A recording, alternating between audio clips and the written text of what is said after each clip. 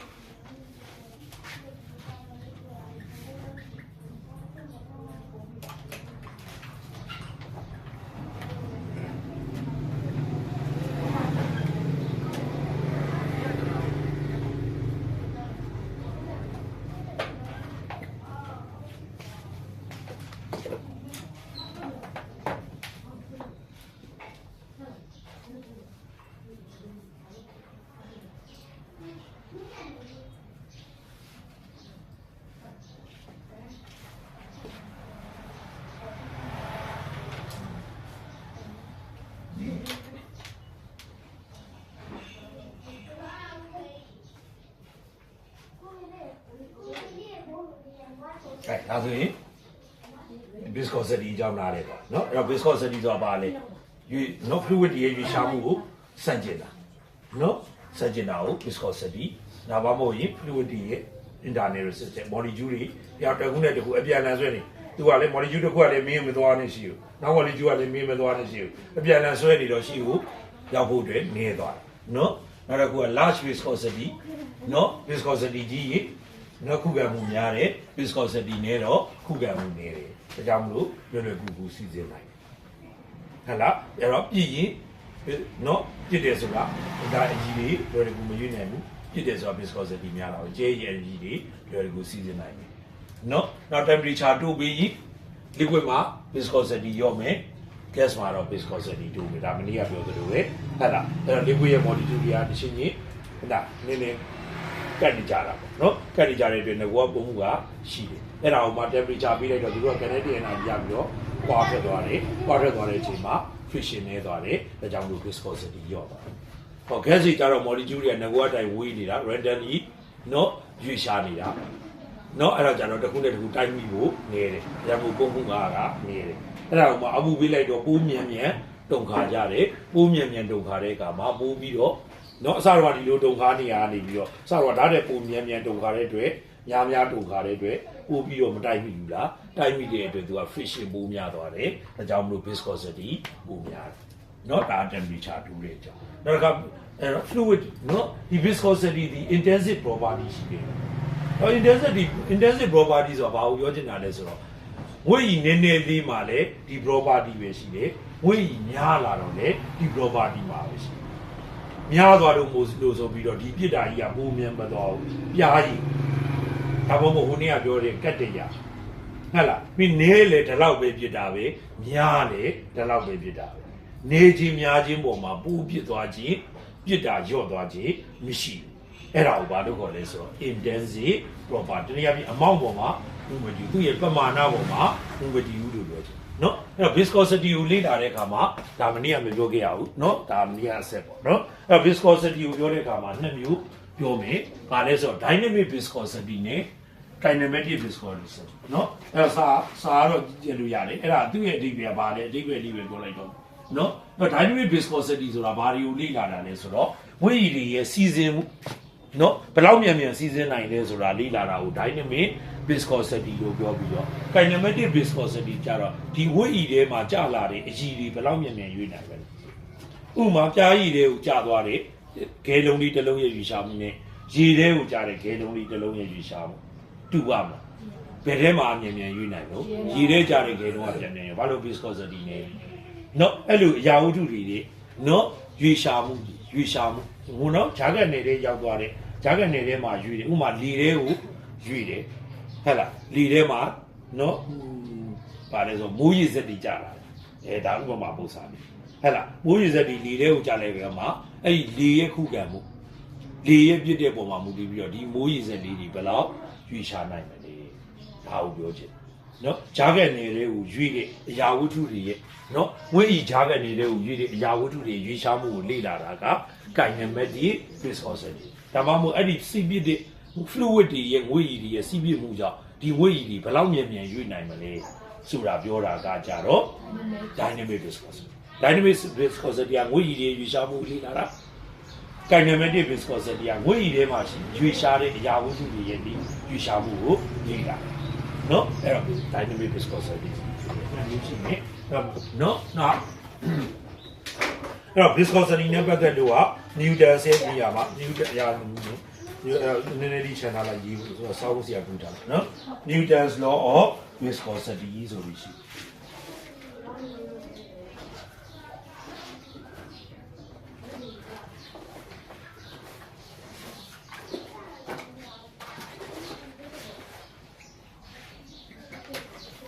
ဒါ Newton's law of viscosity ကဘာကိုပြောချင်တာလဲဆိုတော့ F/A shearing stress နော် shearing stress ဆိုတာဘာလဲတယောက်နဲ့တယောက်ဒီထဲမှာရှိတဲ့ molecule တွေအချင်းချင်းဆွဲနေတဲ့ဆွဲရအဲ့တော့ molecule တွေဒီနေ့ကဆရာပြောသလိုပဲဒီမှာ molecule တွေရှိမယ်နော် molecule တွေနဲ့ဖွဲ့စည်းထားတယ်အဲ့တော့ molecule တွေအချင်းချင်းကြားမှာဆွဲတဲ့ဆွဲအားရှိမယ် intermolecular force ပေါ့အဲ့တော့ intermolecular force ဒီ molecule ကဒီ molecule ကိုဆွဲထားတယ်ဒီ molecule ကလည်းဒီ molecule ကိုဆွဲထားတယ်သူအလွှာလိုက်ဆွဲထားတယ်ဒီအလွှာလိုက်ရှိနော်အဲ့တော့ဒီအလွှာမှာရှိတဲ့ molecule တွေဒီအလွှာမှာရှိတဲ့ molecule တွေဆွဲတာအဲ့သူကလည်းပြန်ဆွဲတာအဲ့တော့သူကရှေ့ကိုမသွားတော့ဘူးပဲလေနောက်ကိုပဲဆွဲတာရှေ့ရွေ့တာရှေ့ကိုရွေ့တယ်ဆွဲတာနောက်ကိုဆွဲတယ်အဲ့ဒီ area တ unit area မှာတက်ရောက်နေတဲ့ဆွဲနေတဲ့ဆွဲရအဲ့ဒါကိုဘာလို့ခေါ်လဲဆို shearing ဆွဲတယ် F/A ဘာနဲ့တူလို့ F/A ဆိုတော့ pressure နဲ့တူတယ်ဒါကြောင့်မို့ pressure ရဲ့ unit ကိုပဲပြော pass နော်နာ sorry အဲ့ခုန viscosity uniquely ကြီးတယ်အဲ့တော့ unit ခင်ဗျားမှာပဲနော်ကျွန်မပဲတွေ့ပြီးအဲ့တော့ FA ပြီးဘာလို့မှာတော့ခုနပြောတဲ့ဒီဂျာကန်တွေကများရှိလေဒီဆွဲအားတွေကများသွားနေပြီဟဲ့လားဒါကြောင့်မလို့ဂျာကန်တွေထူတာနဲ့အများသူရွေးတဲ့ဆွဲအားများသွားတော့နောက်ကိုဆွဲတဲ့ဆွဲအားများသွားတော့သူ velocity ကြီးကဘာဖြစ်သွားသူတို့ရွေးတာကြီးကနှိသွားမှာပေါ့ velocity ညော့သွားမှာအဲ့ဒါဆိုရင်ဂျာကန်တွေကထူလေ velocity ရွေ့သွားတဲ့ velocity ကနည်းလေအဲ့ဒါကိုဘာနဲ့တက်ပေါ်ပြတော့ minus နဲ့ပေါ်ပြတယ်ကြောင့်မို့လို့ F/A က shearing ဆွဲအဲ့ shearing ဆွဲဒီနဲ့တိုက်ရိုက်ထူကြနေတယ်ဆိုတော့ lossy gradient နဲ့တိုက်ရိုက်ချိုးကြ lossy gradient များလို့ shearing stress များတယ်ကဲတော့မှတို့က video ညီမြချင်းပြောင်းပေးလိုက်တယ် FIE ညီမြချင်းဟဲ့လားဒီမှာဗာထည့်လေးပေးလိုက်တော့ viscosity ထည့်ပေးလိုက်တယ်အဲ့တော့ viscosity ကိုသင်္ကေတကဗာနဲ့သတ်မှတ်လဲဆိုတော့ eta နဲ့သတ်မှတ်တယ်နော်သင်္ကေတမှားပါဆိုတော့ကြည့်ရအောင်နော်ဟုတ်ပြီနော် eta ဒါလေးကိုဗာလို့ခေါ်လဲဆိုတော့ eta လို့ခေါ်တယ်ရေးပြီးမှရှိလေးဆွဲလိုက်တာကံကူးမှတွေ့ဘူးလားဟုတ်တယ်မလားဒီသင်္ကေတတွေ့ဘူးလားနည်းဟုတ်ပြီမရေးမတွေ့ဘူးပေါ့နော်ဒီဗီဒီယိုတွေကတော့တွေ့ဘူးလားနော် eta လို့ခေါ်နော်အဲ့ဒါဆိုကဲဂိမ်းလေးကို eta လို့ခေါ်တယ်မိုင်းနဲ့ eta dv by dy ဒါဆိုရင်ဒါကို coefficient of viscosity လို့ခေါ်တယ် viscosity ဂိမ်းတွေပေါ့နော်ဆေးပြစ်ဂိမ်းတွေပေါ့နော်အဲ့ဆေးပြစ်ဂိမ်းတွေပြီးအဲ့ဒါဆိုရင် viscosity လို့ချင်းနဲ့ eta ညီမြချင်းပါပြမှာတော့ မိုင်းနဲ့ FIE ကပါလဲဆို shearing stress လို့ခေါ်တယ် force per unit area ပဲဒီ unit area မှာနောက်ကူပြန်ဆွဲနေတယ်ဆွဲရအောင်နော်ဒါမှမဟုတ်သူ့ကိုဘေးတိုက်တွန်းအားလို့ပဲခေါ်နော်အဲ့တော့ minus FIE by ဘာအောင်ဆရာဒီလိုလေးရေးလိုက်မယ်ဥစားတွဲလို့ကောင်း delta v by delta y ဒါကြောင့်မို့လို့ viscosity ကိုရှာရင်ဗာနဲ့ရှာလဲဆိုတော့ minus FIE delta v by delta y အဲ့တော့ f ဒီ delta v နဲ့အမြဲတမ်းပါဖြစ်နေဒါလိုက်ရှင်ကြီးစန့်ကျင်နေဒါဆိုရင် f ကိုသုံးတဲ့အခါမှာပါသုံးလို့ minus ကိုသုံးမယ်ဒါဆို f က minus နဲ့ဒီက minus နဲ့ကြည့်မယ်ကဏ္ဍတွေအစားသွင်းလိုက်ရင်အဲ့ကောင်ညာ minus ကြီးကပြောက်သွားမယ် plus ဖြစ်သွားရမလားဟုတ်ပြီခိုင်တာပြတာဒီညီတာ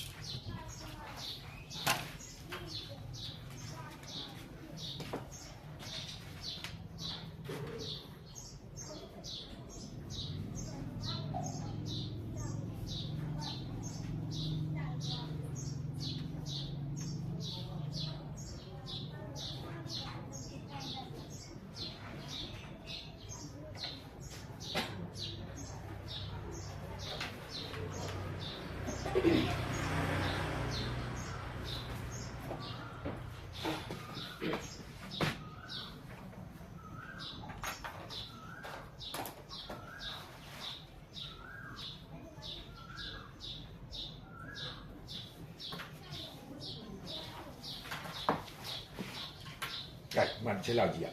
အဲ့တော့ရာဝတ္ထုတူအဲ့တော့ဒီမှာကဘာလဲဆိုတော့ kinematic viscosity ကိုပြောမှာနော်ဒါကကြတော့ဘာလဲဆိုတော့ dynamic viscosity ဆိုတာအရည်ထဲမှာအရည်တွေရွေ့သွားတဲ့အခါမှာဘယ်လောက်မြန်မြန်ရွေ့နိုင်တယ်လဲဆိုတာကိုပြောတာနော် velocity gradient နဲ့ sharing ဆွဲနဲ့ဓာတ်ရိုက်ထူကြတယ်ဆိုနော်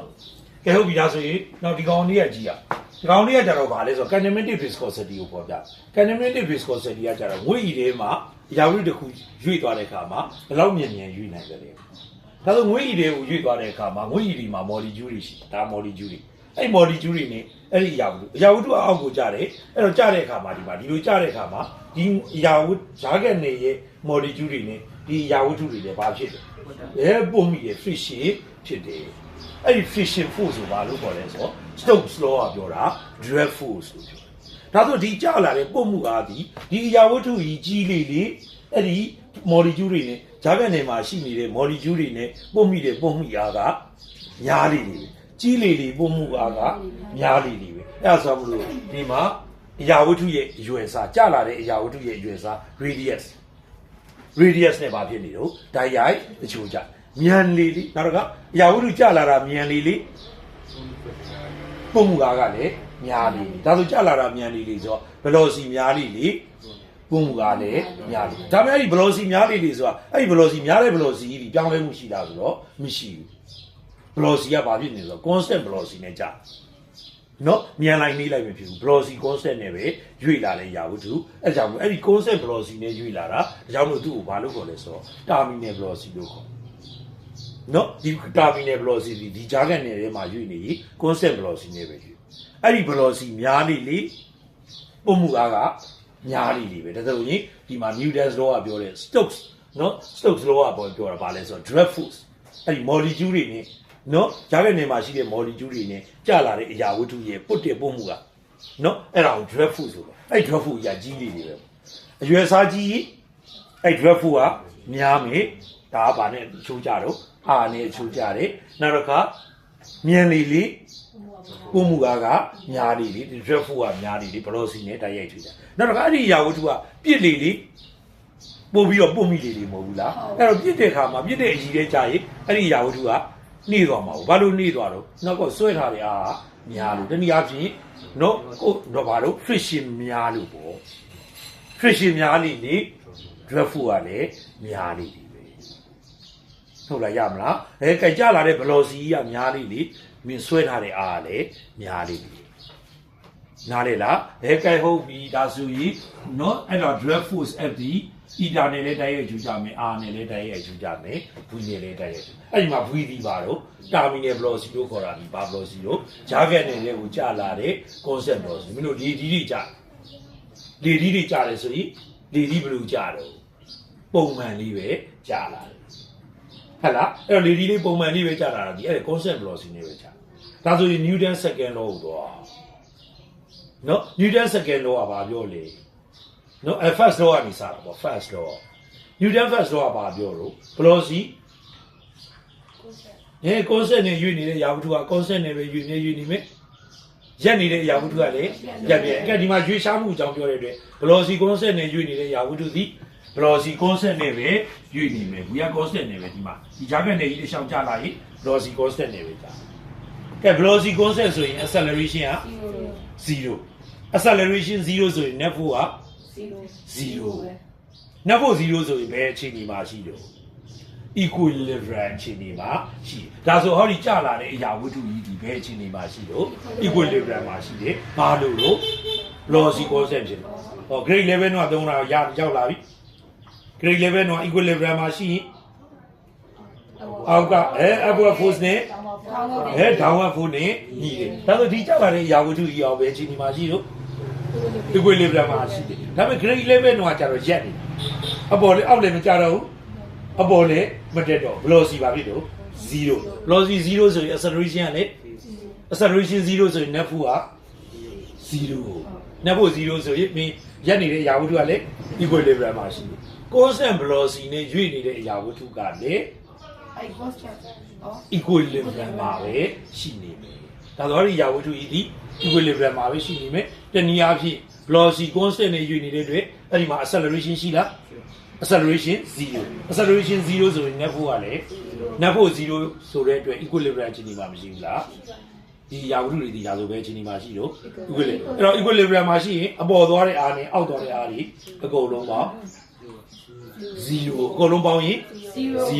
အဲ့ဒါဆိုအောက်သွားအပေါ်ပြင်းတဲ့ force နဲ့အောက်သွားတဲ့ force နဲ့ဘာလုပ်ပြီးလိုက်မပေါင်းတော့ဘူးညီးပေးလိုက်ရုံပဲပေါ့မင်းအောက်မှာရှိတဲ့များ force အကုန်ပေါင်းနောက်အောက်ကပြင်းတဲ့ force အကုန်ပေါင်းဟုတ်လားအောက်ကဆိုရင်ရှုပ်နေမယ်ပြင်းတဲ့ force အကုန်ပေါင်းဒါမှမဟုတ်အပေါ်သွားတဲ့ force အကုန်ပေါင်းအောက်သွားတဲ့ force အကုန်ပေါင်းအဲ့ဒီ force နှစ်ခုဘာလုပ်ပြီးလိုက်ညီးပေးလိုက်အဲ့ဒါဘယ်ခြေနေမှာရှိလို့ဒါဆိုဒီယာဝတ္ထုဒီ equilibrium ခြေနေမှာရှိလားဘာလို့ရှိလို့ velocity constant နဲ့ယူနေလို့ဘောပေါ့ကအဲ့ velocity constant ကိုဘာလို့ခေါ်တာတော့ terminal velocity terminal velocity ဆိုတာ velocity constant နဲ့ယူနေတာပေါ့ဒါကနေ့မှာ velocity constant နဲ့တောင်ဒါလေးနားလဲမလားကဲဟုတ်ပြီဒါဆိုရင်အဲ့ဒါလေးကနေပြီးတော့တို့ viscosity ကိုရှာလို့ရတယ်အဲ့ဒါကနေ viscosity ရှာကြည့်နော်အဲ့ဒါကို kinematic viscosity လို့ခေါ်တယ်ဟုတ်ကောင်းပြီပါလားကောင်းရတယ်kinematic viscosity ကိုရှာနော်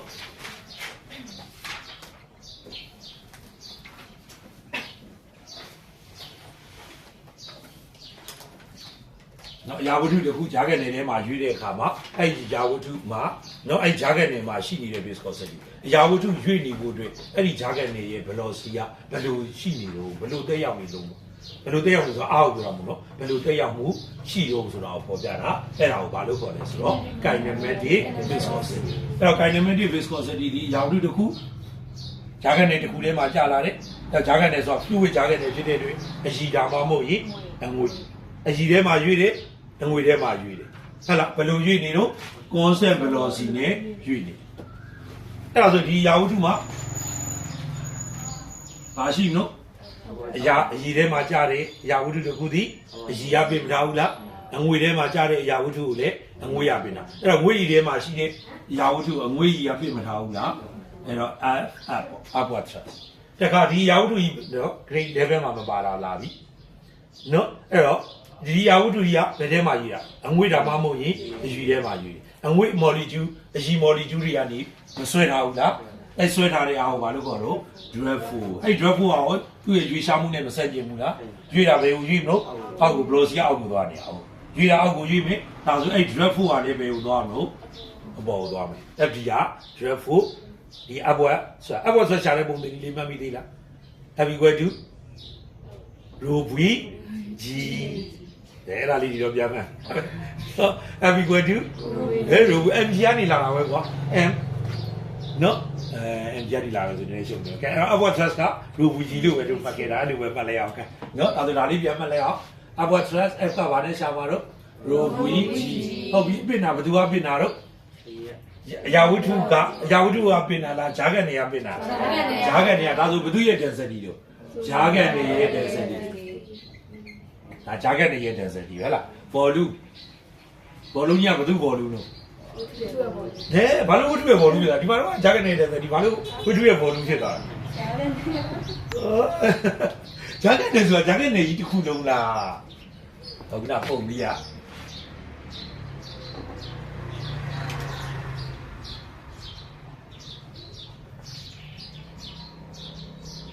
အဲ့ဒါဂျားကန်နေရဲ့ molecule ဟဲ့လားဂျားကန်နေကြီးဟဲ့လားအဲ့မှာရာဝတ္ထုတစ်ခုနေရာယူလိုက်ပြီဟောဒါဆိုဒီ molecule တွေကမလုပ်ပြီးလေဖယ်ပြီးလေဒါဆိုအရာဝတ္ထုရဲ့ဘယ်လောက်ဖယ်ပြီးလေအရာဝတ္ထုရဲ့ volume ရှိသလောက်ဒါဆိုဂျားကန်နေကြီးတစ်ခုလုံးရဲ့ volume လားဖယ်ပြီးလေရတယ်ဂျားကန်နေရဲ့ volume လားဖယ်ပြီးလေဂျားကန်နေရဲ့ volume ဒီလူရဲ့ volume နဲ့တူတယ်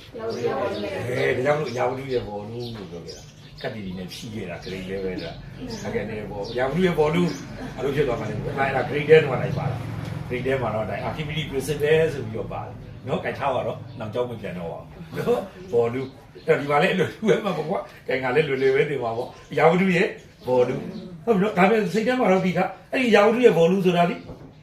ဂျားကန်နေရဲ့ volume ဒါပေမဲ့ဂျားကန်နေကြီးတစ်ခုလုံးလားဖယ်ပေးလိုက်ရတဲ့ဂျားကန်နေဘယ်လောက်ဖယ်ပေးလိုက်ရတော့ရာဝတ္ထုရဲ့ volume ရှိတယ်လို့ဖယ်ပေးလိုက်ရတဲ့ကြောင့်ရာဝတ္ထုရဲ့ volume ကြီးရတော့ရှင်းတယ်ဟုတ်လားကဲဟုတ်ဒါဆို upward thrust ကို rho v g နဲ့ရှာမယ်အဲ့ဒီမှာဒါတော့ volume ကတော့တစ်ခုလုံးရဲ့ volume v လို့မှတ်လိုက်ဆိုပြီးတော့လွယ်တူပဲသင်လိုက်တာပေါ့နော်အဲ့တော့ဒီမှာလဲ v ပေါ့ကွာအတူတူပဲပေါ့ရာဝတ္ထုရဲ့ volume နဲ့တူတယ်ဘာလို့တူလဲဆိုတော့ကောင်းနေမှာမှတ်တာနော်ကဲဟုတ်ပြီဒါဆို density ဒီဂျားကန်နေရဲ့ density ကဲတော့ဟုတ်လားဒါဆိုအပေါ်သွားတဲ့အားတော့ အပေါ်ဦးပြနေအားတော့ဒီအောက်ကူသွားတဲ့အားတစ်ခုရှိသေးတယ်ပါအားတော့ဝိတ်ကဘယ်ကိုသွားတော့အောက်ကူသွားတယ်ဟုတ်လားအဲ့တော့ဝိတ်ကဒီနှစ်ခုပေါင်းနေညီပါဘူးဒီနှစ်ခုပေါင်းနဲ့မှဝိတ်ကညီပါဘူးကျန်ပုံထဲမှာပေါ်တရက်ပေါ်တော့အဲ့လိုကြီးနော်ဝိတ်ကအောက်ကူသွားကဲဝိတ်ကိုရှာတဲ့ပုံသေးကြီးMG နဲ့ရှာတယ်ဒါပေမဲ့ဒီမှာတော့ mass ကိုမသုံးဘူး density ကိုသုံးမယ် density ဆိုတော့အဲ့ဒါလေးတွေပြန်ပြီးတော့ဒါဒီဘသူရဲ့ဝိတ်တို့တရားဝတ္ထုရဲ့ဝိတ် object ရဲ့ဝိတ်ဒါ density ရဲ့density ဒီဒီ weight ဒီ object ရဲ့ weight ဒါကြောင့် density ဒီဘသူရဲ့ density ရော object ဒါကတော့ရှင်းတယ် volume ကလည်းဘသူရဲ့ volume တော့ object volume ဒါဆိုဒီ jacket နဲ့ fair billion နဲ့ jacket နဲ့ရဲ့ volume နဲ့ object ရဲ့ volume နဲ့မတူဘူးလားဒါဆို object ရဲ့ volume ကဘူးဆိုရင် fair billion နဲ့ jacket နဲ့ရဲ့ volume ကလည်းဘူးလေဟုတ်ကဲ့လားကဲဟုတ်ပြီဒါဆိုရင်တို့ density တွေကိုသတ်မှတ်လိုက်အောင်နော်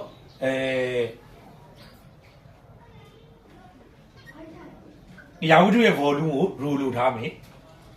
ရာဂတ်နေရာဝတ္ထုရဲ့ density ကို rho လို့ထားမယ်ရာဂတ်နေရဲ့ density ကို rho 1လို့ထားမယ်ဟုတ်ပြီနော်ရာဝတ္ထုရဲ့ density က rho ရာဂတ်နေရဲ့ density က rho density of falling object rho 1 က density of medium density of fluid medium ပေါ့နော်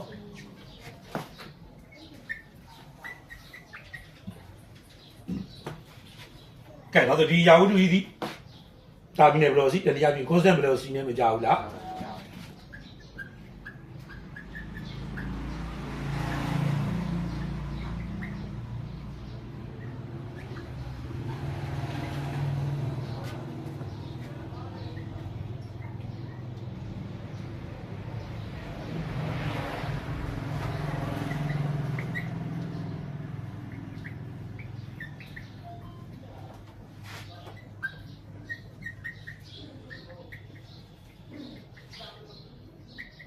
ဘယ်ချိန်မှာရှိတော့ equilibrium မှာရှိတယ်ဒါ equilibrium မှာရှိတဲ့အတွက် net force ကဘာဖြစ်မှာလို့ကဲ net force က0ဆိုတော့အပေါ်သွားတဲ့အားနဲ့အောက်သွားတဲ့အားနဲ့ညီပြီးမယ်ကဲအပေါ်သွားတဲ့အားအပေါ် thrust ရဲ့ drag force ဆိုပြောအောင်နော်အပေါ် thrust ရဲ့ drag force အောက်သွားတဲ့အားက weight အဲ့တော့ net force မှာupward thrust ရဲ့ drag force ရဲ့ဒီဘာနဲ့တူမှာတော့ဝိန်းနဲ့တူကဲတော့ upward thrust ရှာတဲ့ပုံသေးဒီ rho ဘသူရဲ့ rho လို့ medium ရဲ့ rho ဘာလို့ထားတော့ rho 1 volume ကတော့ vg volume v နဲ့ speed v နဲ့မှာမယ်နော် velocity v ကအသေး rho a rho 1 vg plus drag force တော့ကတော့ခုနပြောခဲ့ဒီ c by eta r v ဒီ v က velocity ဘာ velocity လို့တာဘီနယ် velocity ပြောင်းလားမပြောင်းဘူးဒါကြောင့်မို့သူက equilibrium မှာရှိတာဟုတ်ကဲ weight w က rho vg ပဲဒါပေမဲ့ဘသူရဲ့ density လို့ရာဝတ္ထုရဲ့ density falling object ရဲ့ density ကိုဘာလို့ဝယ်ထားခဲ့တော့ rho volume ကလည်းရာဝတ္ထုရဲ့ volume က v ကဲရာဝတ္ထုဒီဘာပုံရှိတော့ဆိုတော့ sphere ပုံရှိတဲ့အရာဝတ္ထုကိုစစ်တာဟုတ်လားဒါဆိုရင်ဆရာ sphere ပုံရဲ့အရာဝတ္ထုအဲ့တော့volume of ညီတော့ကွာဒီညီညာကြီးရပါတော့ sphere ရဲ့ volume 4/3 pi r ကျဟုတ်လားအဲ့တော့ဝီနီယမ်မှာ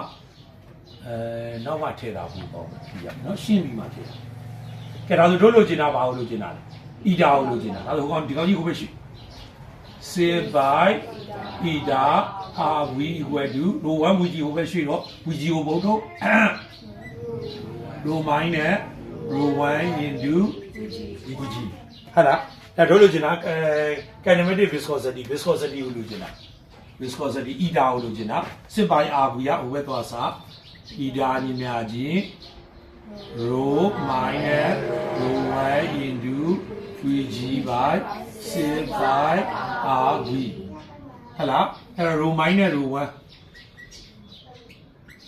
volume ကဘာနဲ့တူလို့ဒါတက်ထည့်လောက်တော့မယ်4 by 3 IRQ into G